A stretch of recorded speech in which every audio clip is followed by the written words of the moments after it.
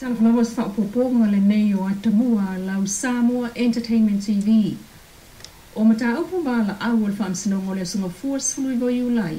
E au fia ile tangieta o mata Nora Leota fa sanga ia fono toi nua fasili pia la wofo. Sa fa pela welta ununga o le mata upu pita ina ia isi fola sanga fa opopo loia. Le sunga Alex Sua ma Shane Wolf talua ia fo isi vainga fa atula fono le finaunga samana o mia ona fa malia e ai fa amsinonga. E au fia ile tainu le feilo inga le Fastball on the Road Show male tu malo. Lena fina watu Mr. Wolf mo fono toe soli tu la fono le Road Show. Lea alebang fa ufail fa tutua ile tua sama utasi ona o le pilioto fa inga palota sa fa iai. Peta ina fina ule li loia mo le Fast Alex Sua ile mafua anga o le batu me alo fa tupe ona o le fa alo na ma awane ia ile tu malo o le fa alo.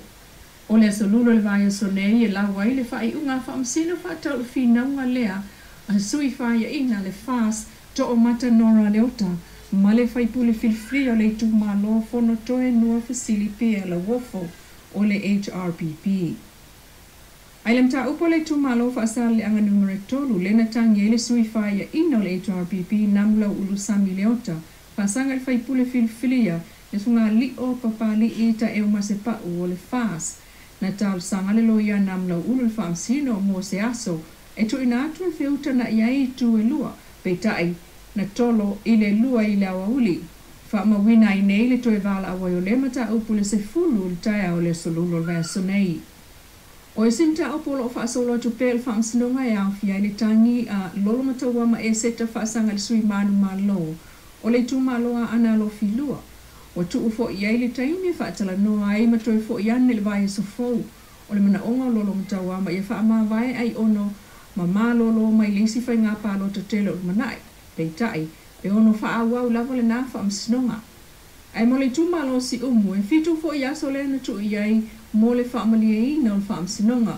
se taunu unga o feuta na inga e toi ave itua le tangi atu uu amala mo si ala wa fa sanga ia tu u ansi ileota le sa manu malo mai le palo te tele. O le aso foreile nei, luas futo lue toe vala a wain ta upu a ia fo ita mali o le tu malo si umu. Ai mon ta upu toi ilo le na vala a wain le aso foreile ta luai lumo fa amsinonga o apili o lo fa leo leo na fa ai unga fa atan tali nei ia i le to tele o le tunu.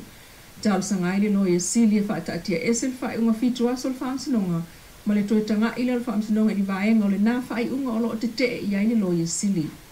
Mantal fa ai ua o tau mawhai ai pēle o leo sa iri le maliu lilo i ta'vale i vaitele. Ai ua toi tupu fo i leisi whaalablawe tau ta'vale. O se tamata la vau na so ai fo i ta'vale malu e le i tū i le fiafio le sto na ina te anei. Na avatu le whal mai tamata la vau lea mumanu anga onga ai o le ufa ai loa mai ua maliu i lea sungfua. O lo talia se tala mai leo i lato su enga na whaia. O le whaale tonu lea na tupu i toa mua. Na ta ua le leo sinia o wha mao niel maliu le tamata la vau i lea sungfua nei sfului vo iulai ai o mai nei e le ingo lia le amta vale lea ua masalomia. O wata mua na mai Samoa.